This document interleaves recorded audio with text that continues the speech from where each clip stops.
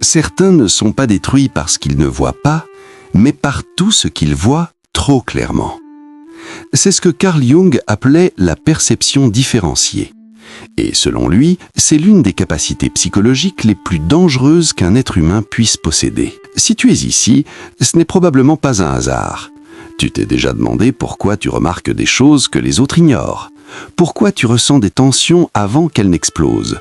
Pourquoi tu vois les gens comme s'ils étaient transparents? Et surtout, pourquoi cette capacité te fatigue, t'isole ou te fait passer pour quelqu'un de trop sensible, alors que tu vois juste plus profond que tout le monde? Aujourd'hui, on ne va pas parler d'hypersensibilité. On va parler d'un mécanisme psychique que Jung observait chez les esprits les plus lucides. Un mécanisme qui peut te détruire ou te transformer en quelqu'un que rien ne peut plus jamais manipuler.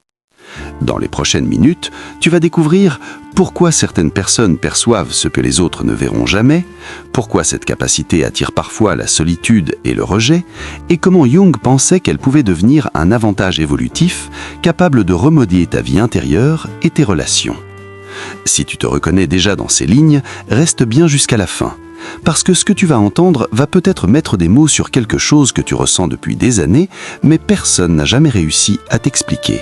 Lorsque Jung travaillait avec ses patients, il s'attendait à rencontrer des névroses, des traumatismes, des conflits intérieurs. Mais au fil des années, un autre type de personne a attiré son attention. Des individus qui ne semblaient pas malades, mais trop lucides. Ce n'étaient pas des gens paranoïaques ni délirants. Au contraire, plus ils vérifiaient leurs remarques, plus ils se rendaient compte qu'ils décrivaient les autres avec une justesse presque chirurgicale. Ils savaient qui jouait un rôle, qui est en crise, quel couple allait exploser, quel projet allait échouer, longtemps avant que ça ne se produise. À première vue, on pourrait croire que c'est une bénédiction. Mais pour Jung, ce n'était que la partie visible du problème. Car plus il creusait, plus il découvrait quelque chose de bien plus inquiétant. Ce don ne les rendait pas puissants, il les brisait. Et ce que tu vas voir maintenant explique peut-être pourquoi tu te sens parfois en décalage total avec le monde. En 1913, au moment où Jung traverse sa propre crise intérieure après sa rupture avec Freud, une femme vient le consulter. Introvertie, extrêmement intuitive, elle n'a pas l'air folle. Mais sa manière de parler des autres intrigue immédiatement Jung. Elle décrit les personnes autour d'elle comme si elle avait accès à leurs coulisses intérieures, leurs peurs, leurs frustrations, leurs désirs cachés. Elle sent en une seconde qui souffre, qui ment, qui se cache derrière un sourire forcé. Jung prend des notes, vérifie, pose des questions. Et ce qu'il découvre le déstabilise. Ses observations sont d'une précision terrifiante. Le problème, ce n'est pas qu'elle se trompe. Le problème, c'est qu'elle a raison. Trop souvent. Et au lieu de l'aider, cette lucidité détruit sa vie.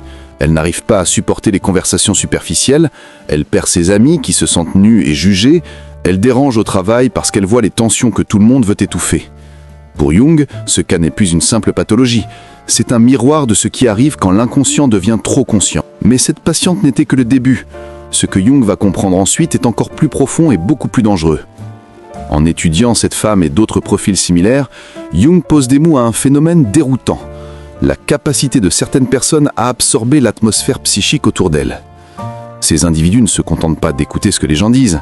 Ils captent les émotions non exprimées, les tensions refoulées, les secrets que tout le monde s'efforce de garder sous contrôle.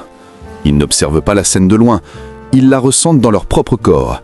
Jung parlera de participation mystique, un état où la frontière entre toi et les autres s'affine tellement que tu finis par porter en toi ce qui ne t'appartient pas.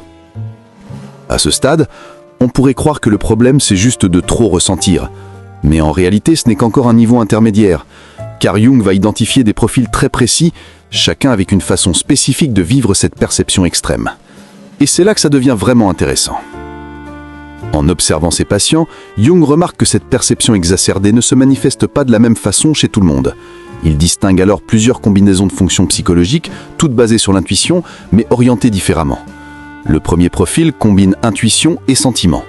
Ces personnes sentent littéralement les émotions des autres comme si elles étaient les leurs. Elles absorbent la tristesse non dite, l'angoisse masquée, la jalousie retenue, sans aucun filtre. Résultat, elles ne savent plus où s'arrêtent leurs propres émotions et où commencent celles des autres. Elles vivent dans un état de contagion affective permanent. On pourrait croire que ce type est le plus difficile à vivre, mais ce n'est pourtant pas le plus dangereux pour la structure de la pensée. Le suivant va encore plus loin sur un autre plan. Le deuxième type associe intuition et pensée. Ici, on ne parle plus seulement de ressentir, mais de comprendre en avance. Ces personnes perçoivent les schémas sous-jacents, les dynamiques psychologiques, les logiques cachées derrière les comportements. Elles prévoient les conflits à venir, les ruptures, les effondrements professionnels, souvent des mois, voire des années avant qu'ils ne s'éclatent. Ce n'est pas de la magie, c'est de la reconnaissance de motifs inconscients. Mais aussi impressionnant que ce soit, Jung considère que ce profil est encore gérable, car au moins, il y a une structure intellectuelle pour contenir ce qui est perçu. Le vrai chaos arrive avec ceux qui ressentent ces réalités dans le corps. Le troisième type marie intuition et sensation. Ces personnes ressentent les états psychologiques des autres dans leur propre corps physique. Elles sentent la fatigue chronique de quelqu'un avant même qu'il ne se dise épuisé, la maladie qui arrive avant les symptômes visibles, la tension corporelle qui trahit une douleur émotionnelle. Pour Jung, ce sont comme des systèmes d'alerte précoce, des radars vivants. Mais même ce fonctionnement, aussi troublant que soit-il, reste encore structuré. Le type le plus déstabilisant pour Jung, c'est l'intuitif pur. Le quatrième profil est le plus rare, l'intuition introvertie sans fonction auxiliaire bien différenciée. Ce type voit tout, les dynamiques, les ombres, les risques, les potentiels, les tensions, mais il a énormément de mal à organiser, expliquer ou canaliser ce flux. Résultat, surcharge mentale, incapacité à expliquer ce qu'il perçoit, impression d'être constamment en débordement intérieur. Si tu as souvent l'impression de voir trop, mais de ne pas pouvoir l'exprimer clairement, tu te reconnaîtras peut-être ici. Mais pour Jung, le problème majeur ne se trouve même pas dans ces profils en eux-mêmes. Le vrai danger apparaît quand le monde réagit à ces personnes. Et la réaction de l'entourage est souvent beaucoup plus violente qu'on ne l'imagine. Jung remarque que ces individus ne sont pas seulement incompris, ils sont fréquemment attaqués, pas forcément physiquement, mais psychologiquement. On les accuse de voir le mal partout, on leur reproche d'exagérer, on les traite de négatifs, de compliqués, de trop sensibles. Pourquoi ? Parce qu'ils révèlent simplement par leur présence et leurs observations ce que les autres ne veulent pas voir en eux-mêmes. C'est le mécanisme de la projection de l'ombre. Plutôt que de reconnaître ses propres contradictions, on attaque celui qui les met en lumière. Celui qui voit clair devient alors le problème dans la famille, la source de tension dans l'équipe, le problème dans le couple. On pourrait croire que le danger se limite à ce rejet social, mais pour Jung, ce n'est que la conséquence visible d'un mal plus profond. C'est ce que cette perception fait à l'intérieur de celui qui la porte. En observant ces cas, Jung identifie 3 dangers majeurs. La perturbation des accords inconscients. Toute communauté repose sur des pactes tacites, des vérités qu'on accepte de ne pas voir pour garder la paix. L'individu très perspicace brise ces pactes rien que par sa lucidité. Il voit les fragilités des couples, les mensonges des institutions, les hypocrisies des groupes, et rien que cette vision devient une force de déstabilisation. Mais ce choc avec le collectif n'est pas le pire. Le deuxième danger touche directement l'âme, l'isolement psychique. Quand tu vois ce que les autres ne voient pas, tu finis par vivre dans une réalité différente. Tu as l'impression de regarder la vie derrière une vitre que les autres ne soupçonnent même pas. Tu essaies d'expliquer, mais les gens te répondent « tu exagères ». Tu interprètes trop, tu te fais des films. Petit à petit, tu apprends à te taire. Tu portes ce que tu vois en silence. Tu deviens un îlot de conscience dans une mer d'inconscience. On pourrait croire que c'est juste de la solitude. Mais le troisième danger va encore plus loin. Il menace ton identité même. La dissolution de l'identité. À force d'absorber ce qui se passe autour de toi, tu perds le fil de ce qui est vraiment toi. Tu portes la dépression de l'un, la colère de l'autre, la peur d'un troisième, et tout ça se mélange à ta propre histoire. C'est ce que Jung appelle la participation mystique. Les frontières psychologiques se dissolvent et tu n'es plus sûr d'être toi ou d'être le reflet de tous les autres. À ce stade, ta perception n'est plus un don, elle devient une menace pour ta stabilité intérieure. Pour Jung, il est donc urgent de trouver un chemin qui ne consiste pas à voir moins, mais à devenir quelqu'un capable de porter ce qu'il voit sans être détruit. Et ce chemin, il l'appelle le processus d'individuation. L'individuation chez Jung, c'est ce mouvement par lequel tu deviens vraiment toi-même, au lieu d'être simplement une extension des attentes des autres ou de l'inconscient collectif. Pour les personnes très perspicaces, ce n'est pas une option. C'est une question de survie intérieure. La première tâche, c'est de développer une sorte de douane psychique. Apprendre à reconnaître ce qui est ton vécu authentique et ce qui vient de l'extérieur. Concrètement, ça implique des temps de solitude réels, sans distraction, où tu laisses tomber tout ce que tu as absorbé pour voir ce qui reste quand le bruit s'apaise. Tant que cette séparation n'est pas claire, il ne peut y avoir de construction solide. Mais même cette capacité à trier ne suffit pas. Il reste encore une autre dimension à explorer. La deuxième tâche est un piège classique quand tu vois les ombres chez les autres. c'est d'oublier que tu possèdes les mêmes potentialités en toi. Plus tu refuses de regarder ta propre part de mensonge, d'ego, de dureté, plus le comportement des autres te mettra hors de toi. L'intégration de l'ombre, c'est comprendre que, oui, tu peux être capable de ce que tu reproches. Mais au lieu d'en faire une honte, tu en fais une lucidité. À partir de là, ta perception devient moins jugeante et plus pénétrante. Tu vois clair, mais tu ne te places plus au-dessus. Pour Jung, ce n'est qu'à ce niveau que la dernière étape devient possible. La phase finale, c'est la participation consciente. Tu continues de percevoir profondément les autres, mais tu n'es plus obligé de te perdre dans ce que tu ressens. Tu gardes ton centre, tu gardes ton axe. Tu peux être un pont entre ce qui est inconscient et ce qui cherche à devenir conscient sans sacrifier ton équilibre. À ce stade, ta perception n'est plus un fardeau. Elle devient une fonction que tu peux choisir d'activer ou non selon la situation, les personnes, ton niveau d'énergie. Mais pour comprendre jusqu'où ça peut aller, il faut voir ce qui se passe quand cette intégration échoue et quand elle réussit. Pour illustrer la différence entre perception non intégrée et perception intégrée, Jung regarde l'histoire. Nietzsche voyait au-delà des façades religieuses, morales, sociales. Il voyait le mensonge, la lâcheté, les illusions du monde qui l'entouraient. Mais cette vision lui servait surtout comme arme. Il attaquait, dénonçait, détruisait.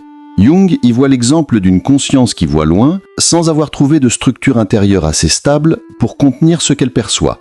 Résultat, isolement, rupture, effondrement. Ce n'est pas la perception qui détruit Nietzsche, c'est la manière dont il reste identifié à elle, sans intégrer le reste de sa personnalité. À l'inverse, Jung regarde Maître Eckhart, mystique médiéval.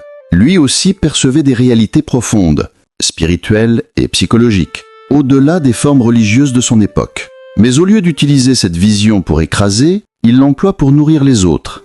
Il parle avec une clarté radicale, tout en restant ancré dans l'humilité. Jung y voit l'exemple d'une perception élevée mise au service, non pas pour se glorifier, mais pour aider les autres à élargir leur propre conscience. Entre 1913 et 1919, Jung vit une période qu'il décrit lui-même comme une confrontation avec l'inconscient. Il est assailli d'images, de visions, de contenus psychiques massifs. Il pense sombrer. Ce qui le sauve n'est pas de voir moins, c'est de donner une forme à ce qu'il voit, écrire, symboliser, analyser, relier à son travail thérapeutique. Au lieu d'être avalé par ce qu'il perçoit, il en fait une matière de connaissance. Ce qu'il découvre alors change la manière dont il va voir les personnes très perspicaces. Ce ne sont pas des anomalies, ce sont des précurseurs. Pour Jung, l'histoire de la conscience ne progresse pas grâce aux masses. Elle avance grâce à quelques individus qui, à un moment donné, perçoivent quelque chose que le collectif ne voit pas encore. Ces personnes ressentent en elles les crises qui couvent, les changements nécessaires, les limites des systèmes actuels avant que la société ne les reconnaisse officiellement. Leur souffrance individuelle est souvent le reflet de ce que la culture entière refuse de voir. On pourrait croire que cette mission implique de se sacrifier. Pour Jung, c'est exactement l'inverse. La perception sert le monde à condition de ne pas avaler la personne qui la porte. Et c'est là que les principaux pièges apparaissent. Même où est-ce que tu commences à intégrer ta perception, certains dangers peuvent te faire regresser. Le premier piège, c'est de t'identifier totalement à ta lucidité. Tu vois plus clair que les autres, très bien. Mais si ton ego s'accroche à ça, tu te coupes encore plus du reste du monde. Tu deviens celui qui sait, celui qui voit, celui qui comprend mieux. C'est séduisant, mais c'est une forme de possession par ton don même. Au lieu de le porter, c'est lui qui te porte et t'isole. Deuxième piège, utiliser ta perception comme excuse pour te retirer totalement. Tu te dis, de toute façon, les gens ne comprennent rien, ils sont trop inconscients, je suis mieux seul. Ça ressemble à de la sagesse, mais Jung y voit une forme de supériorité spirituelle déguisée. La vraie individuation, pour lui, se joue dans la relation au monde, non pas dans sa fuite. Troisième piège, te définir entièrement par ton rôle de celui qui aide. Tu deviens la personne qui écoute, qui comprend, qui porte les autres. Mais tu n'as plus de place pour toi. Ta perception n'est plus un don, c'est une identité. Et ton propre développement passe à la trappe. Même après des années de travail sur soi, un traumatisme, une rupture, un choc peut faire remonter les vieux schémas. Tu te remets à absorber tout, à te confondre avec les autres, à te sentir à nouveau submergé. Pour Jung, ce n'est pas un échec. C'est un rappel. L'intégration n'est pas un état fixe, mais une danse qui nécessite une attention constante. Tu te reconnais peut-être dans ce portrait. La question maintenant, c'est qu'est-ce que tu fais de ça? Voici quelques axes concrets inspirés des idées de Jung. Réserve chaque jour un moment sans écran, sans discussion, sans stimulation. Note ce que tu ressens. Puis demande-toi honnêtement, est-ce que ça c'est à moi? ou est-ce que je l'ai pris de quelqu'un? Tout ce qui t'irrite profondément chez les autres pointe vers une part de toi que tu n'as pas encore totalement apprivoisée. Au lieu de t'arrêter à « ils sont insupportables », pose-toi la question « qu'est-ce que ça raconte sur moi ?» Cherche 3 types de personnes. Des individus engagés eux aussi dans un travail intérieur. Des personnes capables de reconnaître leurs erreurs sans se défendre. Des contenants naturels, stables et bienveillants. Avec eux, tu peux t'autoriser à montrer ce que tu vois, sans te sentir immédiatement perçu comme une menace. Écriture, art, accompagnement, recherche, création de contenu, plus ta perception prend une forme concrète, moins elle reste un tourbillon informe qui t'épuise. Tu n'as pas à porter tout ça uniquement dans ta tête. Tu peux le transformer en quelque chose qui sert. La découverte la plus dangereuse de Jung n'est pas que certaines personnes voient tout. C'est pas la plupart de ces personnes n'apprennent jamais à utiliser ce qu'elles voient avec sagesse. Elles finissent brûlées par leur propre clairvoyance, coupées du monde, convaincues d'être anormales. Alors qu'en réalité, ce qu'elles vivent annonce ce que le collectif devra tôt ou tard affronter. Ta perception n'est pas un dysfonctionnement, c'est une fonction avancée de la conscience. Ce qui la rend douloureuse, ce n'est pas sa nature, c'est l'absence de cadre intérieur pour l'accueillir. Tu n'es pas de trop pour ce monde. Tu es exactement à la bonne taille pour ce que l'évolution de la conscience demande, à condition d'apprendre à danser avec ce que tu vois, plutôt que d'en être écrasé. Si tu t'es reconnu dans cette vidéo, tu fais partie de cette minorité que Jung considérait comme essentielle pour l'avenir. Dis-le-moi en commentaire. Quel type d'intuitif te décrit le mieux? Que éponge, stratège, radar corporel ou intuitif pur? Et si tu veux continuer à explorer avec moi les idées de Jung, abonne-toi à la chaîne Le Mental Invisible et regarde ma prochaine vidéo sur 7 environnements psychologiques qui détruisent les esprits les plus sensibles. On se retrouve là-bas. Et d'ici là, souviens-toi, ton don n'est pas la malédiction. La vraie question c'est, vas-tu apprendre à l'intégrer ou le laisser te gouverner ?